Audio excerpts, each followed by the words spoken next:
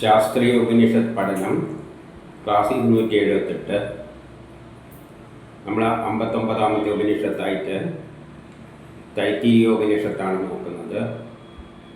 അതിലെ ബ്രഹ്മാനന്ദവല്ലിയിലെ 5ാമത്തെ മന്ത്രമാണ്. ഇതിൽ വിജ്ഞാനമയ കോശത്തിൻ്റെ പ്രാധാന്യം പറഞ്ഞതിൻ്റെ ശേഷം ആനന്ദമയ കോശം അല്ലെങ്കിൽ ആനന്ദമയ ശരീരം അതിനെപ്പറ്റിയാണ് പറയുന്നത്. അപ്പം നമ്മളെ ശരീരം എന്ന് പറയുന്നതിൽ പല ലെയറായിട്ടാണ് പറയുന്നത്. നമ്മളൊരു വീട് കെട്ടുമ്പോൾ ആദ്യം അതിൻ്റെ സ്ട്രക്ചറാണ് കിട്ടുക. അതുമാതിരി നമ്മളെ ശരീരം ഭൂമിയിലുള്ള മണ്ണിൽ നിന്ന് കിട്ടുന്ന വസ്തുക്കളെ കൊണ്ട്, അതാണ് അന്നം കൊണ്ടൊരു ശരീരം തീർത്തിട്ടുണ്ട്. അതിന് ജീവനൊന്നും, അത് എന്തിനെ കൊണ്ടുണ്ടാക്കിയതാണ്? ജീവനൊന്നും ഇല്ലാതെ അന്നം കൊണ്ട് നിർമ്മിച്ചതാണ്. അന്നത്തിന് ജീവനുണ്ടോ എന്ന് എല്ലാം ചോദിച്ചു കഴിഞ്ഞാൽ ആ ജീവൻ വരുന്നത് അതിൻ്റെ അകത്താണ്. യഥാർത്ഥത്തിൽ അതൊരു സ്ട്രക്ചറാണ്. ഇതാണ് അന്നമയ കോശം. എന്നിട്ട് അതിൽ മുഴുവൻ വയറുകൾ പോലെ നാഡീ സിസ്റ്റമുണ്ട്. അത് ശരീരം മുഴുവൻ നിറഞ്ഞു കിടക്കുന്നത്. യഥാർത്ഥത്തിൽ ഈ നാഡികളാണ് ഈ ശരീരത്തെ, അന്നമയ കോശത്തെ എല്ലാം ആക്ടിവേറ്റ് ചെയ്യുന്നത്. അപ്പം യഥാർത്ഥത്തിൽ ആ ബോധമണ്ഡലം എന്ന് പറയുന്നത് അതിൻ്റെ അകത്തുള്ള നാഡികളിലൂടെ സഞ്ചരിക്കുന്ന സിഗ്നലുകളാണ്. അതാണ് പ്രാണമയ കോശം.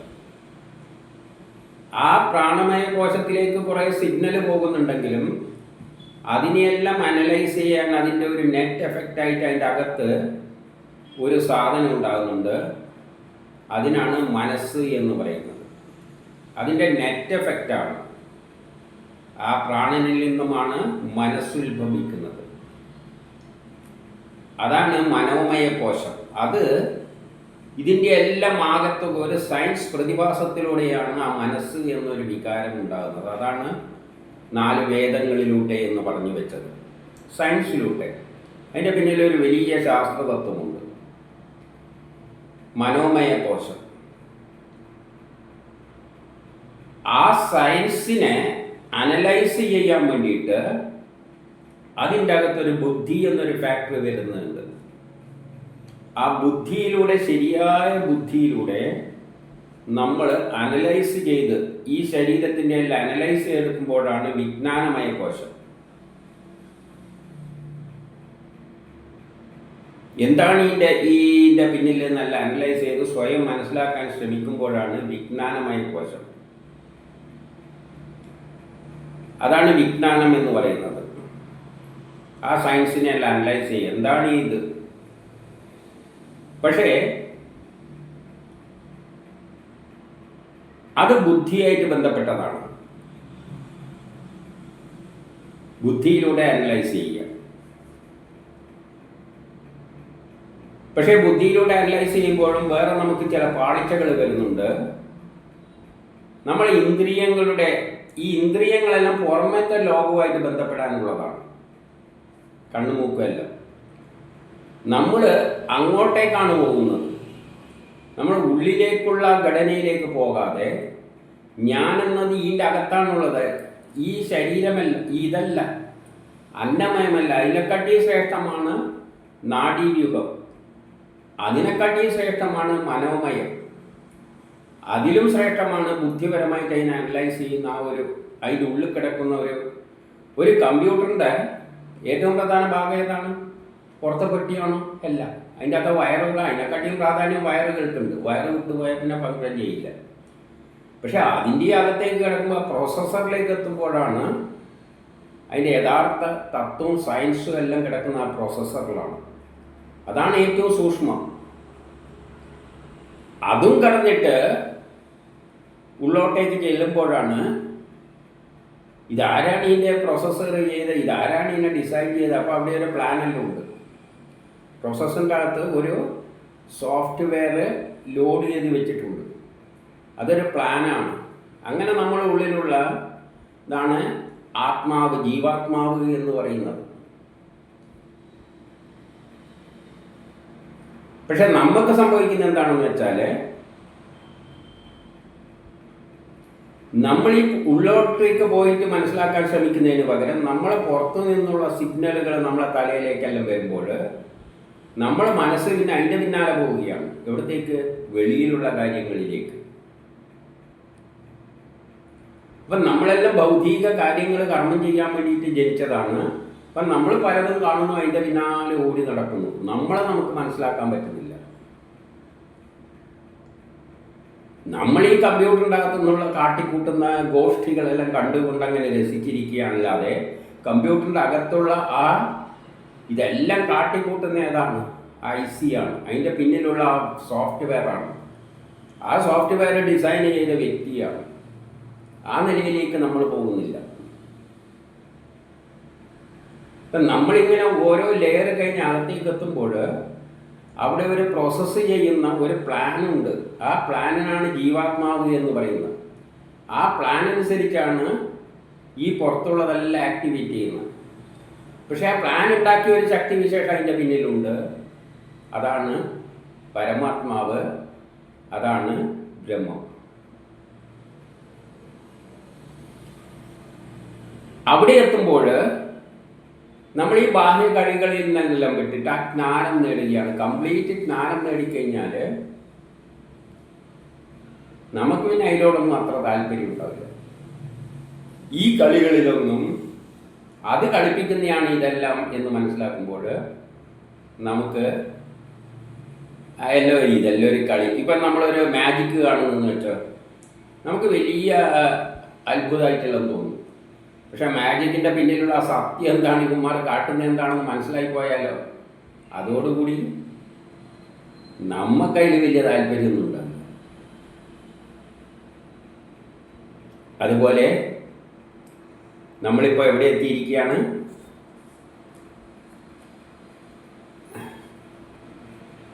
വിജ്ഞാനമയ കോശം കഴിഞ്ഞതാണ്. ഇനി ആ വിജ്ഞാനമയ കോശത്തിൻ്റെ ഗുണങ്ങളും അതിനുശേഷം ആനന്ദമയ കോശത്തിലേക്ക് എടുക്കുകയാണ്, ആ ബ്രഹ്മത്തിലേക്ക് എത്തുകയാണ്. അപ്പം അതിനെ പറ്റിയാണ് ഇതിൽ പറയുന്നത്. എന്താ പറയുന്നത് നോക്കാൻ ചെയ്യും. ഈ മന്ത്രത്തിൽ വിജ്ഞാനമാത്മാവിൻ്റെ മഹിമ വർണ്ണിക്കുകയാണ്. വിജ്ഞാനം അഥവാ ബുദ്ധിപരമായ ജീവാത്മാവിനെ യജ്ഞത്തിലൂടെയുള്ള ശുഭകർമ്മങ്ങളുടെ പുണ്യഫലങ്ങളെ അഭിവൃദ്ധിപ്പെടുത്തുന്നു. അപ്പം വിജ്ഞാനമയ കോശത്തിലൂടെ ബുദ്ധിപരമായിട്ട് ചിന്തിച്ചു കഴിഞ്ഞിട്ട് പരമാത്മാവിനെ യജ്ഞത്തിലൂടെ, നമ്മൾ ചെയ്യുന്ന യജ്ഞങ്ങളിലൂടെ ശുഭകർമ്മങ്ങൾ ചെയ്തുകൊണ്ട് നല്ല കർമ്മത്തിലൂടെ നമ്മൾ ചെയ്യാം.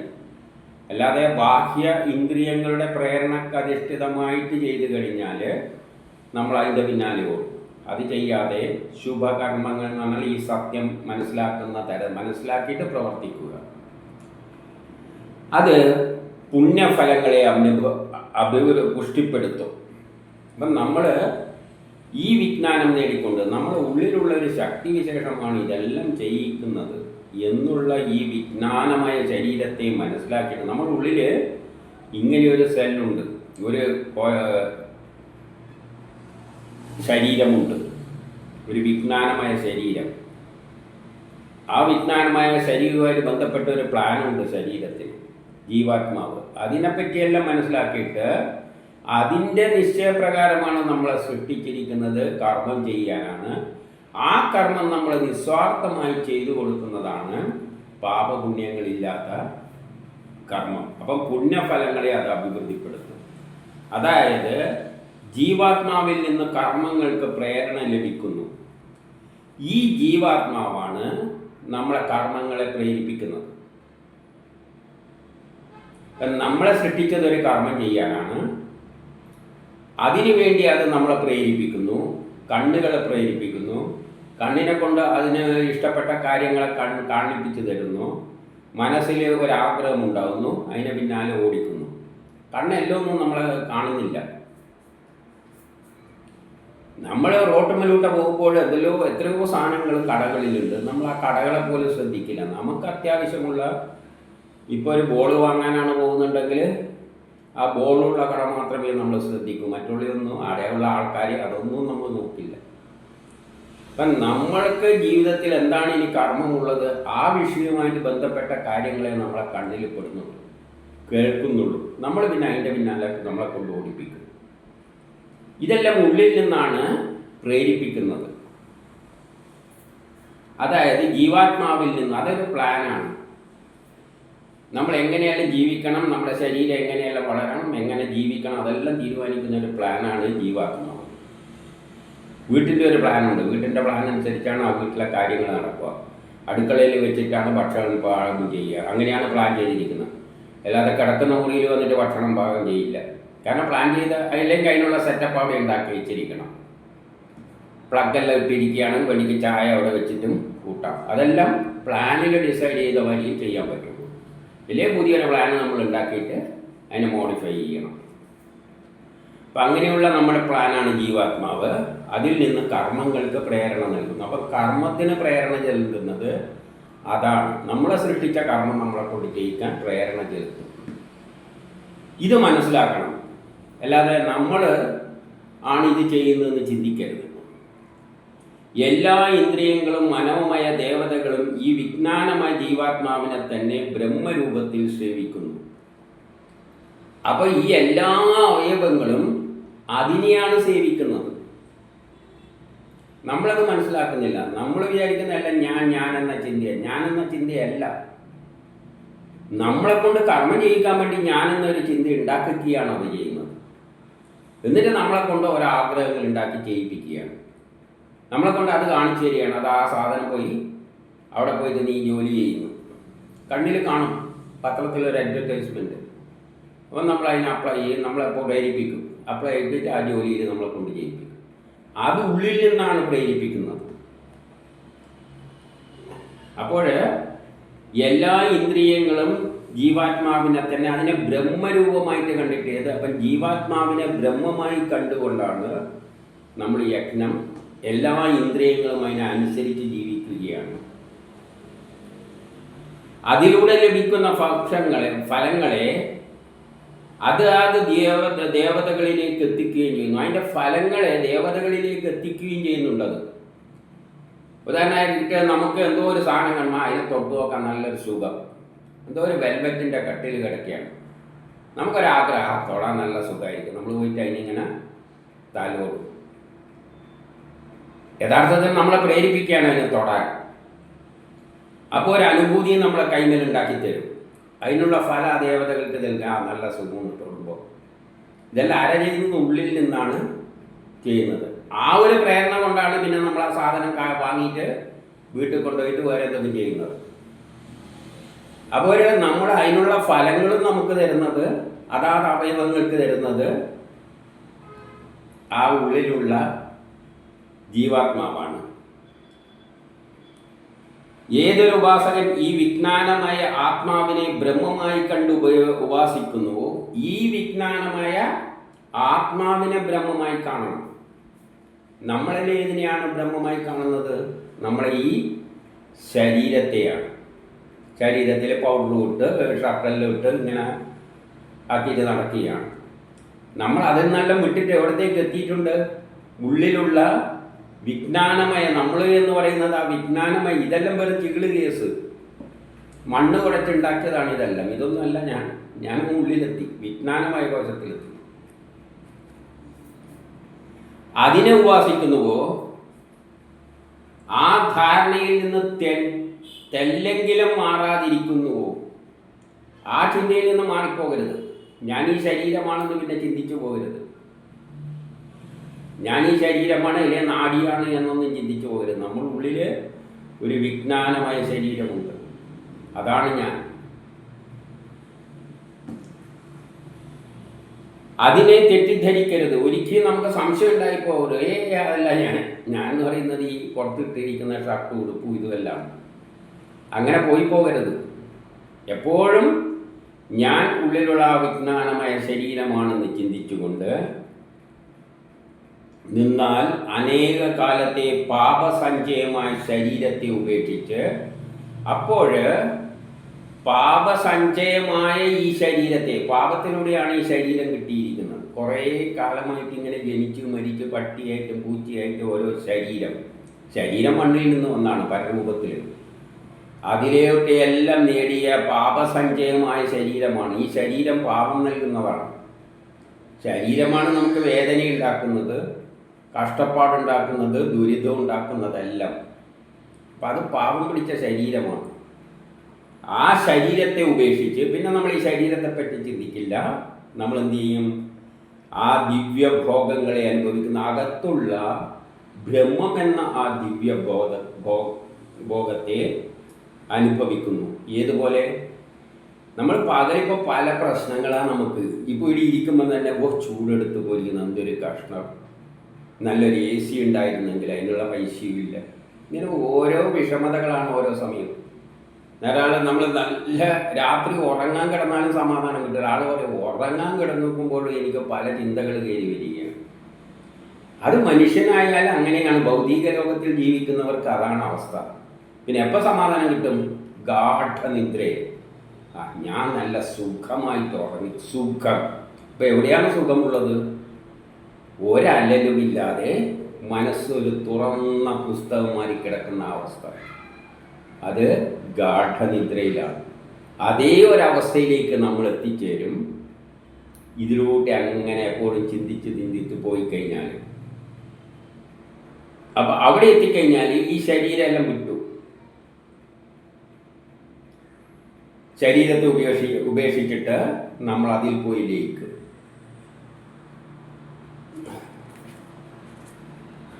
ആ അവസ്ഥയിൽ അന്തരാമിയായ ആത്മാവ്, ആ അവസ്ഥയിൽ ഈ ശരീരത്തിൻ്റെ പിന്നിലുള്ള ആത്മാവും മനസ്സിൻ്റെ പിന്നിലുള്ള ആത്മാവും വിജ്ഞാനമായ കോശത്തിൻ്റെ ഉള്ളിലുള്ള ആത്മാവും എല്ലാ ആത്മാവും ഒന്നായിത്തീരും. ആ ഒന്നായ ആത്മാവാണ് ഉള്ളിൽ കിടക്കുന്ന ആ സാധനം, ജീവാത്മാവ്.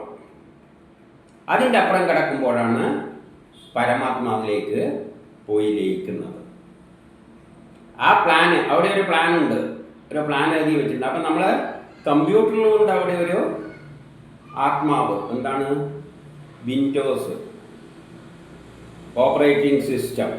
അതാണ് ഈ കമ്പ്യൂട്ടർ മുഴുവൻ ആക്ടിവേറ്റ്. ആ ഒരു ഓപ്പറേറ്റിംഗ് സിസ്റ്റം, ആ ഓപ്പറേറ്റിംഗ് സിസ്റ്റം ഏതിൽ നിന്ന് വന്നതാണ്? ഏതോ ഒരു CD നിന്ന് കയറി വന്നതാണ്. അത് പുറത്തുനിന്ന് വന്നതാണ്. അത് എന്നിട്ട് ലോഡ് ചെയ്തതാണ്. അതുമാതിരി നമ്മുടെ ശരീരത്തിലേക്കും ആ പുറത്തത് എല്ലാം വ്യാപിച്ച് കിടക്കുന്നുണ്ട്. സർവത്ര എല്ലാ ലോകം മുഴുവനുള്ള ഓപ്പറേറ്റിംഗ് സിസ്റ്റമാണ്. അതുമാതിരി ഒരു ബ്രഹ്മമുണ്ട്, പ്രപഞ്ചം മുഴുവൻ നിറഞ്ഞു കിടക്കുന്ന ബ്രഹ്മം. ആ ബ്രഹ്മം കയറിയിട്ടാണ് ഈ ഒരു ചെറിയ പ്ലാൻ ഉണ്ടാക്കിയിട്ട് അതിനെ അറ്റാച്ച് ചെയ്തുകൊണ്ട് നാഡികളെല്ലാം ഫിറ്റ് ചെയ്തിട്ട് ശരീരം എല്ലാം ഉണ്ടാക്കിയിട്ട് ഈ ഒരവസ്ഥയിൽ എത്തിയിട്ട് ഒരു മനസ്സും ഉണ്ടാക്കിയിട്ട് നമ്മളെ കൊണ്ട് കർമ്മം ചെയ്യിപ്പിക്കുന്നു. നമ്മൾ ഇതിനെ അകത്തേക്ക് കയറി മനസ്സിലാക്കി അങ്ങോട്ടേക്ക് പോകണം. അപ്പോൾ ആ ആത്മാവിൽ എത്തിച്ചേരും. എൻ്റെ അടുത്തതിലാണ് ആനന്ദമയമായ പരംപുരുഷനെ വർണ്ണിക്കുന്നത്. അതിൻ്റെ ഉള്ളിലാണ്.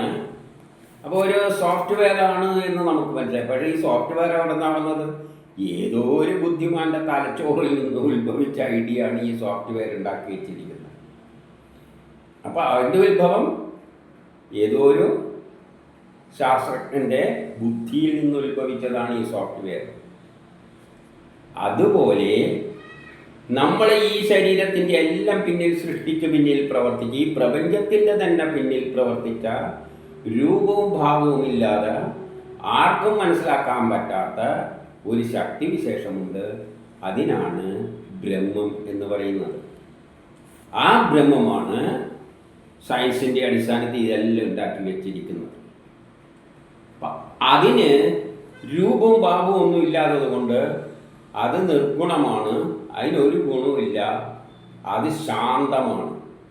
നമ്മളും അതിലേക്ക് ചേരുമ്പോൾ നമ്മളും ആ ശാന്തമായ അവസ്ഥയിലേക്ക് എത്തും. ഏതാണ് ശാന്തമായ അവസ്ഥ എന്ന് ചോദിച്ചു കഴിഞ്ഞാൽ, മരിച്ചു കഴിഞ്ഞാൽ നമ്മളെ അവസ്ഥ എന്താണ്? പിന്നെ കഷ്ടപ്പാടുണ്ടോ? മരിച്ചാൽ ഗാഠനിദ്രയിൽ കഷ്ടപ്പാടുണ്ടോ? ഇല്ല, പരമസുഖം. അത് ഞാനെന്ന ചിന്ത ഉണ്ടാക്കുമ്പോൾ ഈ കഷ്ടപ്പാട് ദുരിതമെല്ലാം വരുന്നത്. ഗാഠനിദ്രയിൽ തൂക്കിക്കൊല്ലാൻ വിധിച്ചവനാണെങ്കിലും നല്ല ഗാഠനിദ്രയിലാണെങ്കിൽ പരമസുഖം. ഞെട്ടുമ്പോഴാണ് പിന്നെ ആകെ പ്രശ്നങ്ങൾ. തൊലഞ്ഞു അതുപോലെ മരിച്ച് ജീവൻ വെക്കുമ്പോഴാണ് ഈ പ്രശ്നം. സമാനമായ ജീവൻ പോയി കഴിഞ്ഞാൽ പരമസുഖമാണ്. എങ്ങനെയാണ്? നമ്മളെവിടെ നിന്നാണെന്ന് ഒന്നും അറിയില്ല. അത്തരത്തിലുള്ള ഒരു ശാന്തമായ മനസ്സിൻ്റെ അവസ്ഥ. അപ്പം നമ്മളെ ശരീരം എന്തുണ്ട്? നമ്മൾ ആ ശരീരത്തെ തന്നെ എവിടെയോ ആത്മാവിൽ പോയി ലയിക്കുകയാണ്. അപ്പോഴുള്ള നമ്മളെ അവസ്ഥ അതിനാണെന്ന് ആനന്ദമയ ശരീരം എന്ന് പറയുന്നത്. അത് ബ്രഹ്മം തന്നെയാണ്. ബ്രഹ്മവും അതുപോലെ തന്നെയാണ്. അതെന്താണെന്ന് പറയാൻ പറ്റുമോ എന്ന് ചോദിച്ചു കഴിഞ്ഞാൽ, ബ്രഹ്മത്തെ എന്താണ്, ഈശ്വരൻ എന്താണെന്നും നമുക്ക് പറയാൻ പറ്റില്ല. അപ്പം നമ്മൾ ഈശ്വരനാകുമ്പോൾ നമ്മൾ എന്താണെന്നൊന്നും പറയാൻ നമുക്ക് പറ്റില്ല.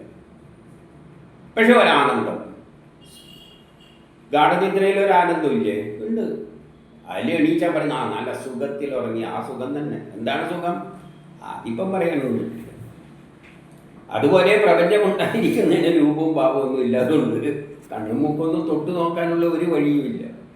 അതുകൊണ്ട് ആ ഒരവസ്ഥയിലേക്ക് നമ്മൾ എത്തിച്ചേരും. അപ്പം ആ ആനന്ദമായ ആത്മാവ് വിജ്ഞാനമായ ആത്മാവിൻ്റെ ഉള്ളിൽ അന്തരാമിയായി വസിക്കുന്നു. അപ്പം അതിൻ്റെ ഉള്ളിലാണ് ഈ വിജ്ഞാനം, ബുദ്ധി എന്നെല്ലാം പറയുന്നതിൻ്റെ, ചിന്തിക്കുന്നതിൻ്റെ ഉള്ളിലാണ് ആ ആശാൻ കിടക്കുന്നത്. ഇത് വിജ്ഞാനമായ ആത്മാവിനാൽ പൂർണ്ണമാണ്. അതാണെങ്കിൽ പൂർണ്ണമാണ്. അവനാണ് ഈ ശരീരത്തിൽ എല്ലാ കോശങ്ങളിലും വെച്ചിട്ട് ഏറ്റവും ഉത്തമൻ. അതിനാൽ അവൻ തന്നെ പുരുഷൻ. അവനെയാണ് നമ്മളുടെ പുരുഷൻ, പ്രപുരുഷൻ. ഞാനെന്നല്ല, ഞാനെന്നുള്ളത് ഒരു ചിന്തയാണ്. ആ ഞാനെന്ന ചിന്ത ഇല്ലാതാവുമ്പോൾ ഏതിൽ നിന്നാണോ ഞാൻ വന്നത് അതിനെയാണ് പുരുഷൻ എന്ന് പറയേണ്ടത്.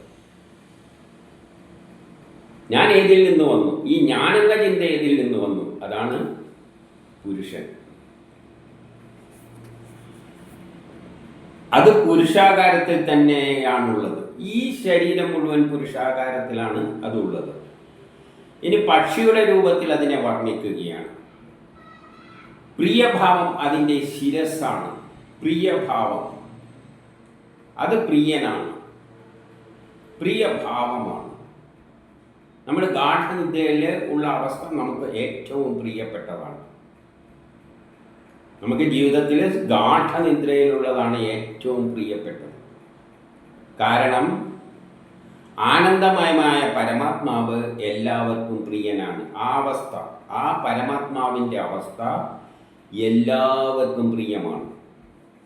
നമുക്ക് ഗാഠനിദ്ര, ഏത് കള്ളുകുടിയനായാലും, എത്ര തമ്മാടിയായാലും, എത്ര ശാസ്ത്രജ്ഞനായാലും, ഗാഠനിദ്രയിലുള്ള ആ സുഖം എല്ലാവരും ഇഷ്ടപ്പെടുന്നു. ഏത് തരം തല്ലിപ്പൊളിയായാലും ആ ഗാഠനിദ്ര, അപ്പോഴവന് അനുഭവിക്കുന്ന ഒരു സുഖമുണ്ടല്ലോ, അതെല്ലാവർക്കും ഇഷ്ടപ്പെട്ടതാണ്. അതുപോലെ ബ്രഹ്മത്തിൽ ലയിക്കുമ്പോഴുള്ള ആ മനസ്സിൻ്റെ അവസ്ഥ എല്ലാവർക്കും പ്രിയങ്കരനാണ്. അവൻ എല്ലാവർക്കും പ്രിയങ്കരനാണ്. അതാണ് ഈ പക്ഷിയുടെ ശിരസ്. എല്ലാ ജീവികളും ആനന്ദത്തെ പ്രേമിക്കുന്നു. അങ്ങനെയുള്ള ആനന്ദത്തെ എല്ലാവർക്കും ഇഷ്ടമാണ്. നല്ല ഉറക്കം ഉറങ്ങാൻ ഇഷ്ടപ്പെടാതെ ആരാണ് നമ്മൾ? മരിക്കാനാണ് ഇഷ്ടപ്പെടില്ല കേട്ടോ. മരിച്ചു കഴിഞ്ഞാൽ അതേപോലെ ഒരു സുഖമാണെന്ന് പറഞ്ഞാൽ അത് വേണ്ട വേണ്ട വേണ്ട. പക്ഷേ ഗാഠനിദ്ര വേണം. എനിക്കൊന്ന് നല്ല സുഖമായിട്ട് ഉറങ്ങണം എന്ന് വെച്ച് കഴിഞ്ഞാൽ അതിഷ്ടപ്പെടാത്ത വ്യക്തി ഈ ലോകത്തിൽ, അതാണ് പ്രിയൻ.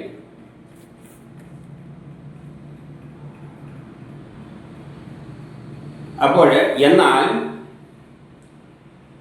എല്ലാവരും ആഗ്രഹിക്കുന്നുണ്ടെങ്കിൽ അതിനെ അറിഞ്ഞുകൂടാത്തതിനാൽ പ്രാപിക്കുവാൻ കഴിയുന്നില്ല. പക്ഷേ അതിനെ പ്രാപിക്കാൻ ആർക്കും കഴിയുന്നില്ല. ഗാഠനിദ്രയിലേക്ക് പോകാം. വല്ല ഉറക്ക ഗുളികയും കുടിച്ചു കഴിഞ്ഞാൽ നല്ല ഗാഠനിദ്രയിലേക്ക് പോകാം.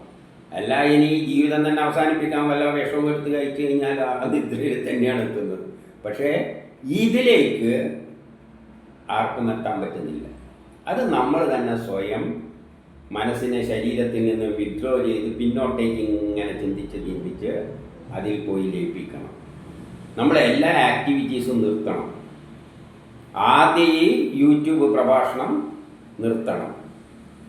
എന്നിട്ട് നമ്മിലേക്ക് തിരിഞ്ഞ് പോകണം. അത് നടക്കുന്ന കാര്യമാണോ? ഇനി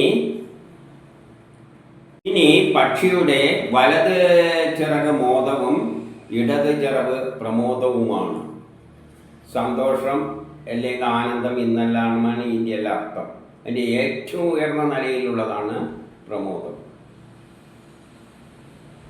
അപ്പോൾ ആനന്ദപരമായ ഒരവസ്ഥയിലേക്ക് നമ്മൾ ചിറകുകൾ നമ്മളെ കൊണ്ടുപോകുന്നതാണ് ഇതിൻ്റെ അർത്ഥം. ചിറകിലൂട്ടല്ല കൊണ്ടുപോകുന്നത്, അത് ആനന്ദപരമായ ഒരവസ്ഥയിലേക്ക് നമ്മളെ ഉയർത്തും. പിന്നെയോ ബ്രഹ്മം തന്നെ അല്ല, ആനന്ദം തന്നെ മധ്യഭാഗം എല്ലാം ആനന്ദം തന്നെ, എല്ലാ ആനന്ദവും ആമോദവും എല്ലാം തന്നെ.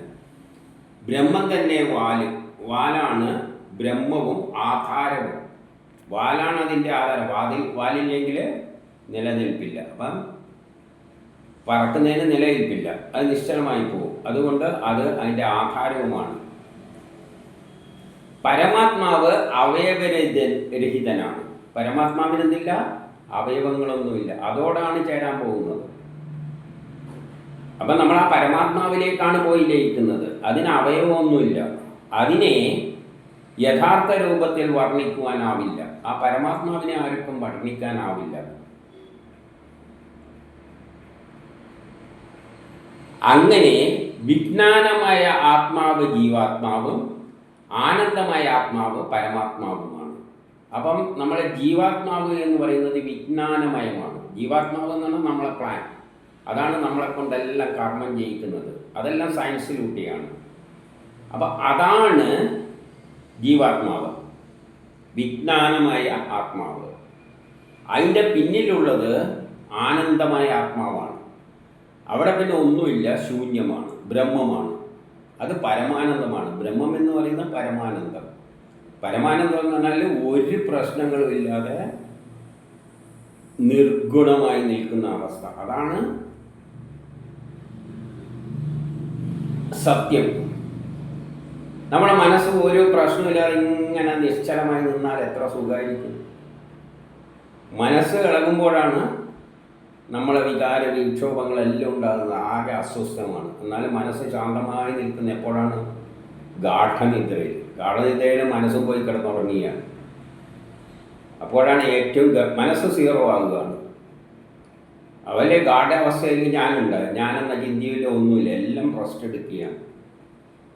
അപ്പോൾ ആ റെസ്റ്റിലാണ് നമുക്ക് എന്തുള്ളത്? ഏറ്റവും ആനന്ദം എന്ന് പറഞ്ഞാൽ എന്താണ്? വല്ല കള്ളും കുടിച്ചിട്ട് ആനന്ദിക്കുന്നു എന്ന് പറയുന്നവരുടെ ആനന്ദമല്ല. ആനന്ദം നമുക്ക് ആനന്ദം പരമാനന്ദം എന്നെല്ലാം പറഞ്ഞിട്ട് കുറേ കാട്ടിക്കൂട്ടുക, അത് ഭൗതികമാണ്. ഈ ആനന്ദം അതല്ല. ഗാഠനിദ്രയിലുള്ള മരിച്ചാൽ ഉള്ള അവസ്ഥ, അല്ലെങ്കിൽ നമ്മളെ ഞാനെന്ന ചിന്തയെ അതിൽ കൊണ്ടങ്ങ് ലയിപ്പിച്ചാൽ, ഉള്ളിലുള്ള പരമാത്മാവിൽ ലയിപ്പിച്ചാൽ മനസ്സ് പിന്നെന്താവും? സീറോ, വട്ടപൂജ്യം. അപ്പോൾ നല്ലൊരവസ്ഥയാണ്. അതാണ് ശാശ്വതമായ അവസ്ഥ. അപ്പോൾ അതാണ് പരമാത്മാവ്. അതിന് മുമ്പിലുള്ളത് ജീവാത്മാവാണ്. ജീവാത്മാവിനെന്ന് പറയുന്നതിന് പ്ലാനാണ്.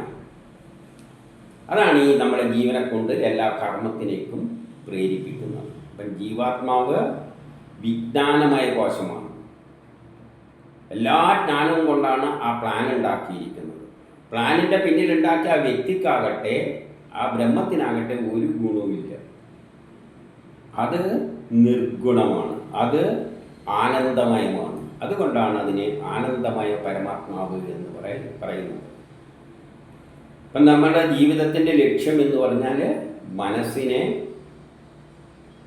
ആ ബ്രഹ്മസമാനമാക്കി മാറ്റുക.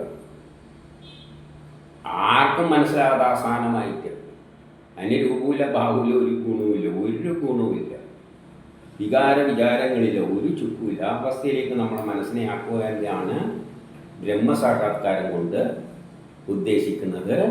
അതാണ് പരമമായ ആനന്ദം.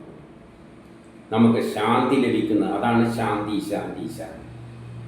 നമുക്ക് നല്ല മനസ്സിന് സമാധാനിക്കുക അവസ്ഥയിലെത്തിക്കഴിഞ്ഞാൽ. അതിന് ഈ ഇന്ദ്രിയങ്ങളെല്ലാം കളഞ്ഞിട്ട് ഉള്ളോട്ടേക്ക് പോകണം. പുറത്തേക്ക് പോകുമ്പോൾ എങ്ങനെയാണ് വരുന്നത്? കണ്ണും മൂക്കും കാണുന്നതിൻ്റെ പിന്നാലെയാണ് പോകുന്നത്. അത് ഭൗതിക ലോകമാണ്. ഭൗതിക ലോകത്തിലുള്ളവരാണ് ഈ പുറത്തെല്ലാം പാടി നടക്കുകയും പ്രഭാഷണം നടത്തുകയെല്ലാം ചെയ്യുന്നത്. അവരെല്ലാം ശുദ്ധമായ ഭൗതികവാദ വിദ്യകൾ. നമ്മൾ ഉള്ളിലേക്ക് പോയിട്ട് ഗാഠനിദ്രയിലുള്ള ബ്രഹ്മസമാനമായിട്ട് മാറുക. അതാണ് ആത്മീയം. അത് നമ്മൾ ഉള്ളിലൂട്ടിയാണ് പോകേണ്ടത്. വേറെ ആൾ വിചാരിച്ചാൽ അത് നടക്കില്ല.